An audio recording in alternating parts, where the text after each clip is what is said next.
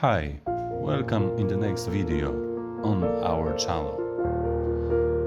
Today I will show you how to replace the motherboard in the Xiaomi Redmi 7.